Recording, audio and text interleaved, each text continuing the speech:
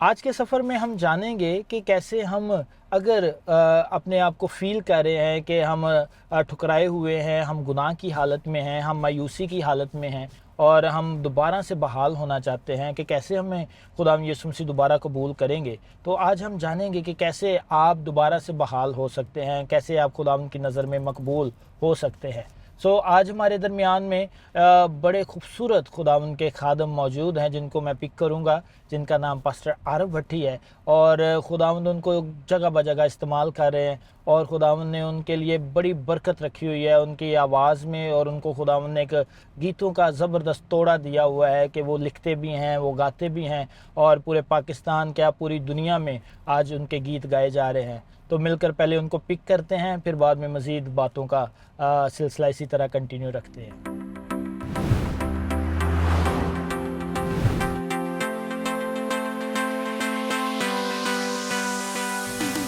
जी यार भाई, कैसे हैं आप? ठीक जी हैं? बिल्कुल ठीक ठाक, खुदावंद का बड़ा शुक्र है। आप सुनाएं कैसे हैं? बहुत शुक्र है खुदावंद का। जिशान भाई, आप ठीक हैं? जी मैं बिल्कुल ठीक। आरव भाई, आपको देख के बहुत अच्छा लग रहा है। खुदावंद की शुक्रगुजारी करते हैं कि Thank आज you. आप हमारे साथ हैं और सफ़र में हम खुदावंद की बातें करेंगे, खुदावंद के नाम को जलाल देंगे और मिलकर खुदावंद की शुक्रगुजारी करेंगे। जी बिल्कुल, मैं भी बहुत खुश हूँ। आज ये बड़ा खूबसूरत प्रोग्राम, लाइवली प्रोग्राम है और हम इसमें खुदा के कलाम की कोई ना कोई बात उस पर गुफ्तगू करेंगे जी जी, और बड़ा अच्छा सफ़र रहेगा। बहुत खुदा की शुक्रगुजारी करते हैं। तो सफ़र का आगाज़ करें। जी, सफ़र का आगाज़ करें। आरव भाई, सबसे पहले हम खुदावंद की प्रस्तिश करते हैं। प्रोग्राम का स्केड्यूल कुछ ऐसा है, तो उसके बाद हम डिस्कशन करते हैं। तो आरव भाई, आज हम कौन सा गीत गाएं मिलकर? मैं चाहता हूं कि आप कोई अपने लिखे हुए गीतों में से कोई ऐसा गीत साथ मिलकर शेयर करें ताकि हम दूसरों को भी वो बरकत जा सके। तकरीबन 22-23 साल पहले खुदावंद ने मुझे गीत दिया था, मैं खुदावंद तेरा शाफी हूँ, तेरा क्या बोझ उठाने वाला हूँ। ओ, तो दिल में आ रहा है कि हम इस गीत को गाएं ज़रूर ज़रूर। और आज हम बुलाहट के बारे में और कबूलियत के बारे में जी जी बात भी कर रहे हैं। जी जी, तो इस गीत में भी कुछ ऐसी ही आवाज़ है खुदावंद की जो हमें कबूल कर रही है। वाह, ज़बरदस्त। तो आए हम इसको गाते हैं। जी ज़रूर।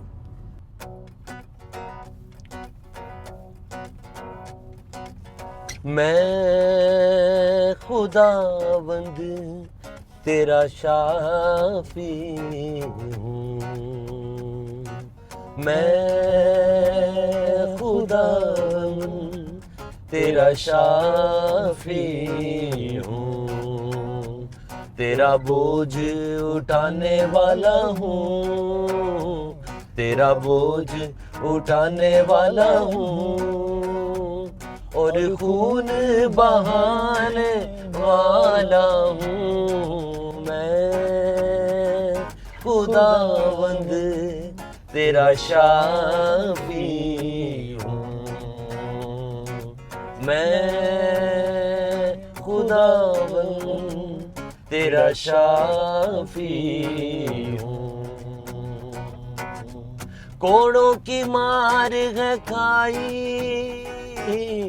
कांटों का ताज है पहना, कोड़ों की मार है खाई, कांटों का ताज है पहना,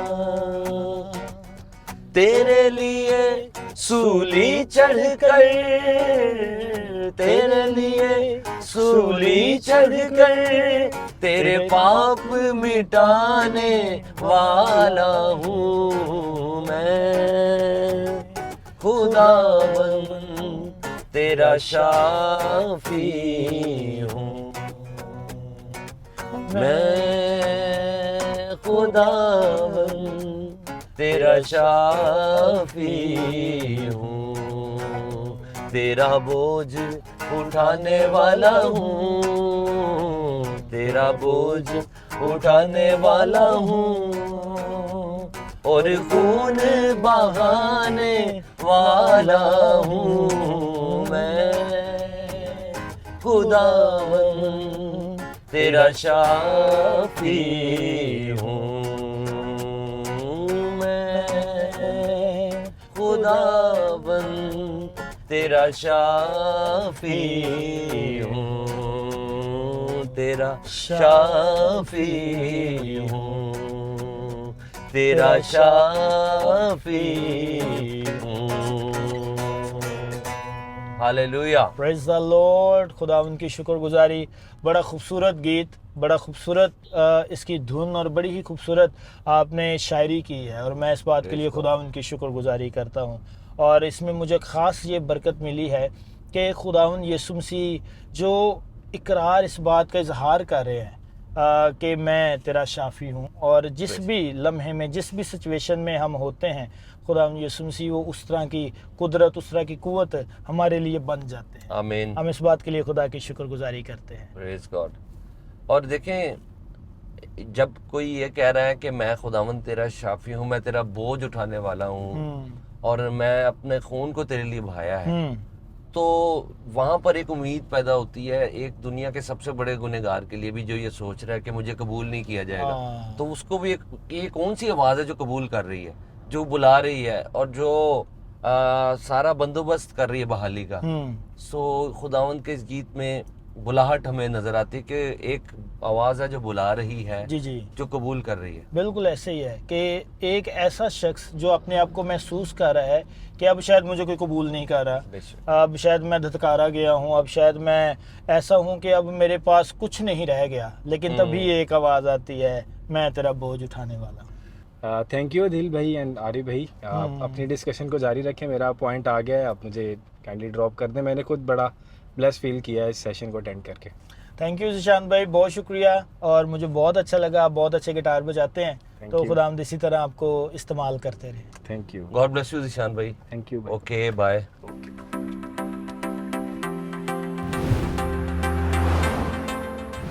जी आरब भाई, जैसे पहले बात हम कर रहे थे कबूलियत के बारे में भी, और खुदावंद यीशु मसीह ने जान दी है, खुदावंद यीशु मसीह ने खून बहाया है, और उसने कहा है कि अपना सारा बोझ मुझ पर डाल दो। तो इस बात का बड़ा बरमला वाज़ह तौर पर हमें नज़र आता है कि खुदावंद यीशु मसीह हर तरह से हमें कबूल करने को तैयार है। तो बाइबल मुक़द्दस में से मज़ीद हम कैसे सीख सकते हैं कि एक ठुकराए हुए इंसान को, एक गुनाहगार इंसान को कैसे खुदावंद यीशु मसीह कबूल कर लेते हैं?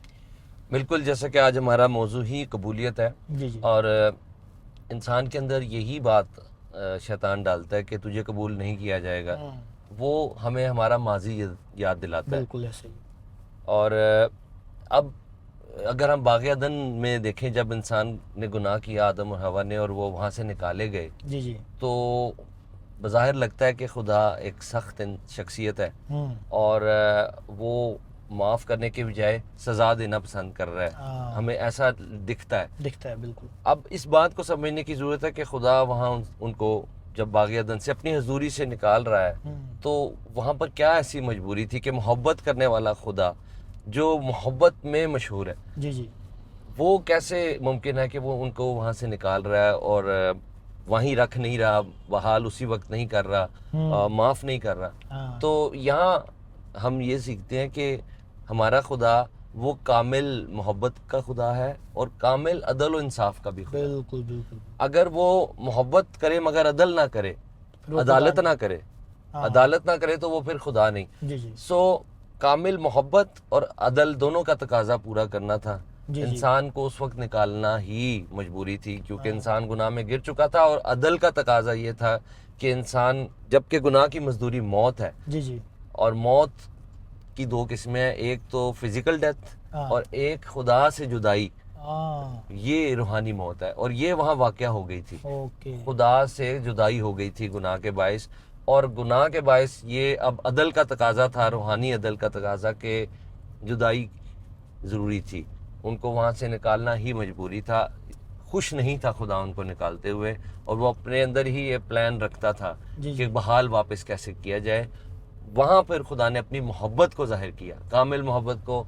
खुदा का बेटा यीशु मसीह, जो खुदा का अज़ली कलमा है, जो खुद खुदा है, जो इब्तिदा से खुदा के साथ और रूहुल कुद्दस के साथ है, वो खुदा की नुमाइंदगी करता हुआ कलाम जो खुदा था इंसान बनकर आ गया, और फिदिया देकर, सलीब पर जान देकर अदल का तकाजा पूरा कर दिया कि एक गुनहगार शख्स के लिए जब तक कीमत अदा ना हो और उसके हिस्से की कोई और आकर सजा ना भुगते, उस वक्त तक इंसान खुदा की हुजूरी में वापस मिलाप में नहीं आ सकता। तो इसके लिए सलीब पर खुदावंद यीशु मसीह ने जब कफ़ारा दिया तो कीमत भी अदा हो गई, यानी अदालत में नुकसान भी भर दिया गया और अदालत की तरफ से सुनाई गई सज़ा भी हमारे हिस्से की उसने अपने ऊपर लेकर कैसा ज़बरदस्त प्लान तैयार किया और हमें वापस अपनी हुजूरी में ले आया। ये समझने की ज़रूरत है एक ऐसे इंसान को जो सोच रहा है कि मैं कबूल नहीं किया जाऊंगा, कि खुदावंद ने कितना बड़ा काम कर दिया है, जो इस गीत में भी हम गा रहे थे कि कोड़ों की मार खाकर, अपना खून बहाकर, अपनी जान देकर अब उसने ये मुमकिन बना दिया कि जब एक दुनिया का सबसे बड़ा गुनहगार भी वापस आएगा तो उसे कबूल किया जाएगा, क्योंकि अब सारे अदालती तकाजे पूरे हो चुके हैं। सर, कबूलियत की ये बात आपकी मोहब्बत और अदल की मुझे बड़ी खूबसूरत लगी है कि जहाँ खुदा मोहब्बत रखता है वहाँ अदल और इंसाफ का भी खुदा है, और उसने अदल और इंसाफ के तकाजे को पूरा किया अपने बेटे को भेज के।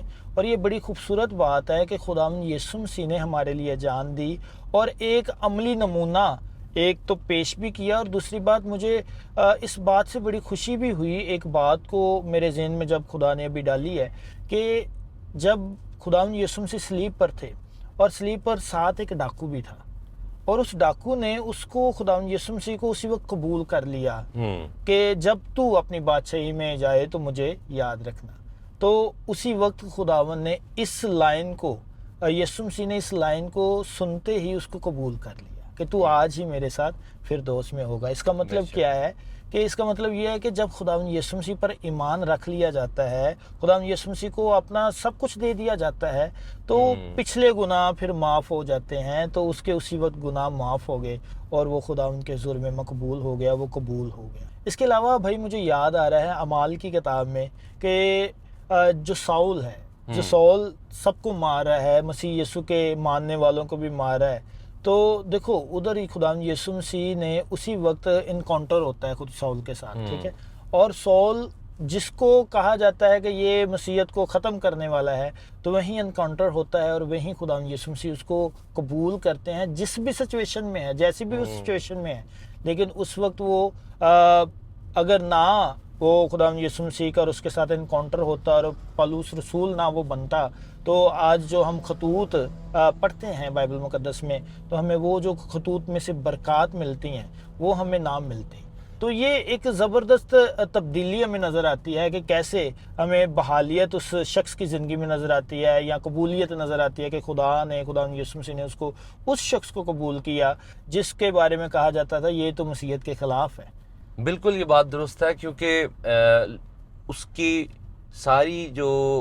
सारे काम जो उसने किए थे जी, उनसे लगता नहीं था कि उसे कबूल किया जाएगा। जी, बिल्कुल ऐसे ही। लेकिन जैसे ही उसने अपने गुनाह का इकरार किया और खुदावंद ने उससे बात की, तो मुझे क्यों सताता है, हाँ। और उसको पता ही नहीं था कि यीशु नासरी कौन है, और जैसे ही उसने उसे जान लिया, जी, तो जाहिरी बात है हमें नज़र आता है कि खुदावंद ने उसे बात ही इसलिए की थी क्योंकि खुदावंद उसे कबूल करना चाहता था।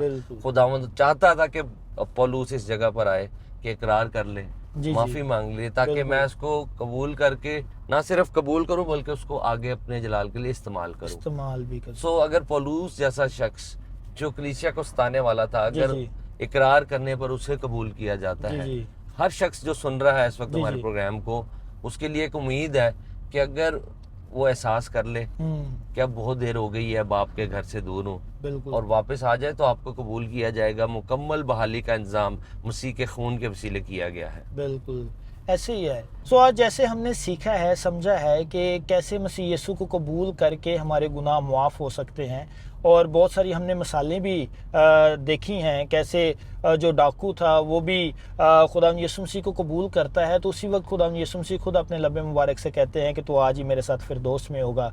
इसी तरह हमें पौलुस रसूल की ज़िंदगी में से भी नज़र आता है, और बहुत सारी मिसालें हमें बाइबल मुकद्दस में से मिलती हैं। आपकी ज़िंदगी में भी ऐसी सिचुएशन है कि अगर आप महसूस कर रहे हैं कि भी अब तो शायद मेरा कुछ नहीं रह गया, अब तो शायद मैं बस मर गया, ख़त्म हो गया, शायद आप डिप्रेशन की सिचुएशन में हैं, शायद आप मायूसी की सिचुएशन में हैं, तो अभी भी लम्हा है, अभी भी वक्त है कि आप खुदावंद यीशु मसीह को अपना शख्सी निजात दहिंदा कबूल करें। खुदावंद आपको कबूल करने के लिए अभी फ़ौरन तैयार हैं, क्योंकि उसने आपके लिए जान दी है, मेरे लिए जान दी है, सारी दुनिया के लिए जान दी है। और आज अगर हम खुदावंद यीशु मसीह को अपना शख्सी निजात दहिंदा कबूल कर लेते हैं तो हमारे जैसे भी गुनाह हैं, जिस तरह की भी सिचुएशन है, हम नहीं जानते कि उस डाकू के कितने गुनाह थे। वो एक बदकार था, उसके बारे में लिखा हुआ है मरकुस की अंजील में कि वो बदकार था, लेकिन खुदावंद यीशु मसीह ने उसे कहा तू आज ही मेरे साथ फिरदौस में होगा। आज खुदावंद यीशु मसीह आपसे भी बात करना चाह रहे हैं कि अगर जैसी भी सिचुएशन है, खुदावंद आपको बरकत देने के लिए तैयार हैं, खुदावंद आपको शिफा देने के लिए तैयार हैं, खुदावंद आपको मुहैया करने के लिए तैयार हैं, जिसके लिए आप दर बदर ठोकरें खा रहे हैं। तो आज मैं समझता हूँ कि ये ख़ास जो बरकत मैं और भाई आरिफ डिलीवर कर रहे हैं आपके लिए, और मैं उम्मीद रखता हूँ कि आप में से बहुत सारे लोग खुदावंद यीशु मसीह को कबूल करेंगे और खुदावंद यीशु मसीह को अपना शख्सी निजात दहिंदा कबूल करके एक खुशी का समा अपनी ज़िंदगी में लेकर आएंगे। मैं उम्मीद करता हूँ आज के सफ़र में जो बातचीत हुई है उससे आपको बहुत बरकत मिली होगी, और मैं ईमान रखता हूँ कि ज़रूर अगर किसी ने खुदावंद को अपना शख्सी निजात दहिंदा नहीं कबूल किया तो वो ज़रूर इन बातों को, बाइबल मुक़द्दस की आयात को सीख के खुदावंद यीशु मसीह को अपना शख्सी निजात दहिंदा कबूल करेगा। आपको दोबारा मिलेंगे एक नए सफ़र में एक नए मेहमान के साथ। तब तक के लिए खुदा हाफिज़। जी आरिफ भाई, अब गुफ्तगू को मज़ीद जारी रखते हैं तो क्यों ना एक चाय का कप हो जाए। जी ज़रूर।